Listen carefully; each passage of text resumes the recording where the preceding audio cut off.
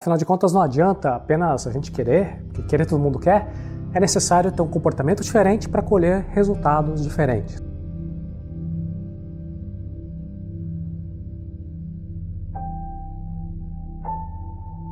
Você com certeza já escutou algum clichê do tipo: conheci um homem tão pobre que a única coisa que ele tinha era dinheiro. E existem infinitas variações desse tema, como por exemplo, prefiro ser pobre do que ser desonesto, ou então do que adianta ser rico se você não vai levar nada para o caixão.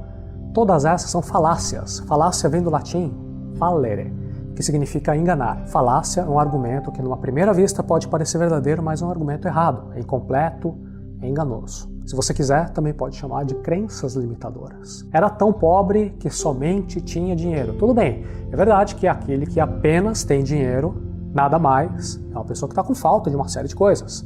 Amor, verdadeiras amizades, saúde, cultura, enfim. Mas por que não é possível ter dinheiro e também ter todas as outras coisas valiosas da vida? A busca de prosperidade financeira não precisa ser às custas de todo o resto, não é excludente. Eu vou até além. Para realmente ter prosperidade, tudo tem que estar em ordem. Novamente, outra falácia. Por que é impossível ser honesto e também ter riqueza financeira? E veja que nessas falácias tem alguma coisa que é muito destrutiva. Quando eu sou enganado pela falácia, eu sequer tenho interesse em procurar aprender como enriquecer. Não haverá uma vontade forte o suficiente para buscar informações, para mudar meu comportamento. As falácias são um dos componentes do que a gente chama de crenças limitadoras. É um tipo de prisão mental que rouba a nossa vontade de abrir a porta. Então, a pessoa que fortemente acredita nas falácias, não adianta você entregar uma chave na mão delas, porque ela não tem interesse, curiosidade, vontade de girar a chave e abrir a porta. Parece que é simples, mas esse primeiro passo já é um trabalhão. E tá de parabéns quem conseguir implementar e ir para o próximo passo. Somente depois de eu não estar mais aprisionado pelas crenças limitadoras, aí sim eu tenho a capacidade de ter uma visão, de definir qual que é o objetivo. E para que a qualidade dos objetivos seja boa, eu preciso de um mínimo de educação financeira. Quero dar um exemplo. Se o meu objetivo é, eu quero fazer então uma viagem, eu quero um carro novo, um carro do ano, e eu quero morar num bairro bom, eu quero morar num bairro melhor.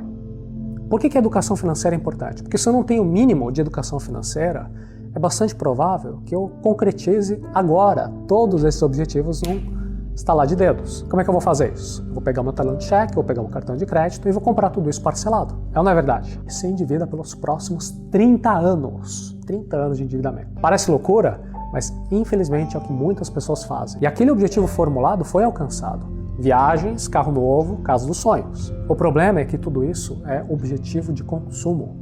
Não é um objetivo de enriquecimento financeiro. O que é um exemplo de um objetivo de enriquecimento? Seria algo mais ou menos assim. Eu quero fortalecer a minha educação financeira, quero quitar minhas dívidas, porque eu estou pagando juros muito altos, e eu quero construir patrimônio, quero investimentos acumulados em diferentes aplicações. Veja que para muitas pessoas esses objetivos não são tão bacanas, como por exemplo viajar, trocar de carro e morar bem. E muitas vezes o caminho adiante para enriquecer financeiramente vai exigir abrir mão de prazeres imediatistas, principalmente se o prazer imediatista vem de uma compra parcelada. Isso é responsabilidade, é parar de gastar aquele dinheiro que a gente ainda não tem. Aliás, tem um ponto que é tão importante que merece ficar em destaque.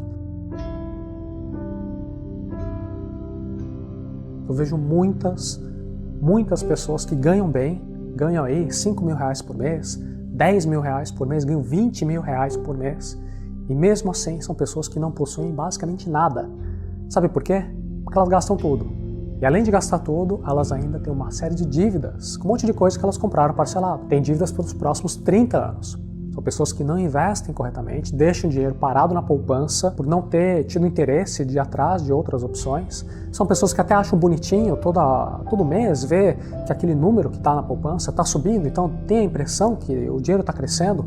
Só que pela falta de preparo técnico, ela não percebe que está perdendo dinheiro por causa da inflação. Elas não investem nelas mesmas e acham até que chegaram já no topo da carreira e não estão mais progredindo. Enfim, em resumo, é uma pessoa que apesar de hoje ganhar bem, é uma pessoa que está empobrecendo, uma pessoa que está brecando. Ao mesmo tempo, tem pessoas que ganham muito menos, mas são pessoas que já têm carro quitado, tem apartamento modesto, pequenininho, só que pelo ponto de vista de patrimônio, são pessoas mais ricas. Pelo ponto de vista de crescimento financeiro, são pessoas que estão ano a ano enriquecendo, porque elas poupam, elas investem em aplicações financeiras, elas investem nelas mesmas, em cursos de especialização, elas ficam mais qualificadas, elas são promovidas, elas conseguem trabalhos melhores. Em resumo, é uma pessoa que, apesar de hoje até ter uma renda mais modesta, é uma pessoa que está enriquecendo, uma pessoa que está acelerando. O mínimo que nós precisamos entender, portanto, sobre enriquecimento é que a renda não interessa tanto, a renda é o momento imediato. O que interessa é o processo. E agora eu quero te trazer para as aulas de física que a gente teve na escola. Lembra da cinemática? Cinemática é o estudo do movimento. E a gente aprendeu que uma coisa é velocidade e outra coisa é aceleração. Renda é a sua velocidade atual. É uma fotografia de como é que você está hoje. E para o longo prazo vai interessar muito pouco se hoje a sua renda é alta ou se a sua renda é baixa. Por quê? Porque riqueza é a sua aceleração, ou seja, se você está acelerando ou se você está brecando. Mantendo a aceleração atual, o que vai acontecer com você daqui a 1 ano, daqui 5 anos, daqui 10 anos? Existe um processo de enriquecimento. Veja, portanto, que tudo que nós falamos aqui foi uma preparação para chegar até esse ponto número 4. Como é que eu entro no modo acelerado para aumentar a minha velocidade? Como é que eu faço com que minha renda cresça cada vez mais? A medida mais urgente é tapar os buracos do balde. Então, se a gente tem hoje dívidas, financiamentos com juros muito altos, então algo tem que ser feito para que esses juros não fiquem corroendo o patrimônio. O básico é modificar os hábitos de consumo para que todo mês sobre em vez de faltar. E a sobra tem que ser direcionada de uma forma inteligente. Não adianta apenas poupar. Tem que ser feito um investimento em diferentes modalidades, tanto aqueles de baixo risco, alguns de risco mais controlado, e também em você, para que você se torne uma pessoa mais capacitada e que você se sinta mais confortável gerenciando o seu patrimônio. Eu sei que falar é muito fácil, não é? Segredo não existe, as ideias são simples mesmo, só que são pouquíssimas as pessoas que realmente vão implementar uma mudança de comportamento. Então aí vem a pergunta mágica, o que pode ser feito especificamente com relação a tudo isso? Tem muitas formas para isso, eu quero te passar uma bitolinha bastante simples, de exemplo, e é algo que funciona para muita gente. Nós podemos direcionar a renda em 3 grandes áreas na seguinte ordem. A primeira parte é investimento. Assim que receber o salário, você já deixa configurada uma aplicação automática e esse dinheiro não é para mexer. Depois, vem a segunda parte, que é uma reserva de gastos.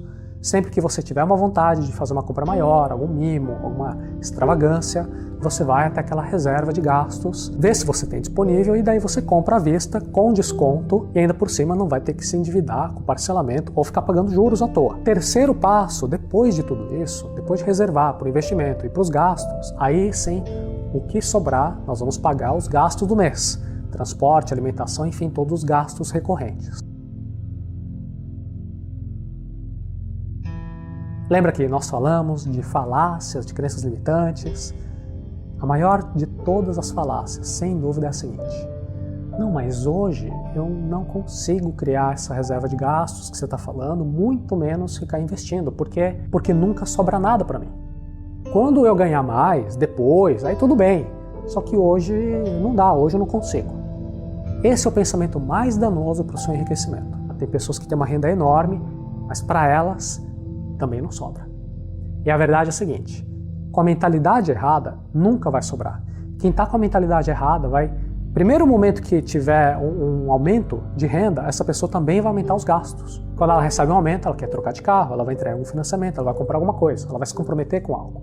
As pessoas que conseguem enriquecer são aquelas que primeiro mudam a mentalidade para se comportar de uma forma diferente. Primeiro elas poupam, primeiro elas investem, só depois que elas organizam as finanças com aquilo que sobrou. Quem empobrece é a pessoa que geralmente quer poupar aquilo que sobra e a probabilidade é que nunca vai sobrar. Perfeito, a partir do momento que a gente faz tudo isso, nós conseguimos aquela aceleração ideal, ou seja, nós entramos finalmente num processo de enriquecimento. Faz sentido para você? Agora vamos ser bem honestos, né? Pé no chão. Se eu estou separando, digamos, R$100 por mês para meus investimentos e R$100 por mês para os meus gastos, para muitas pessoas isso ainda é muito pouco. Mas é o primeiro passo, isso aqui já estamos começando, né? É o primeiro passinho. Para dar os próximos passos eu tenho que me concentrar também e me tornar um criador de valor cada vez maior. Não interessa se esse valor eu vou oferecer enquanto empregado numa organização, enquanto empreendedor, no meu negócio próprio, enquanto funcionário público, enquanto prestador de serviços, enquanto, sei lá, importador, comerciante, não interessa o que você faz. Mas quando eu consigo aumentar o valor do meu trabalho, a minha renda tem saltos quânticos, tem saltos muito importantes.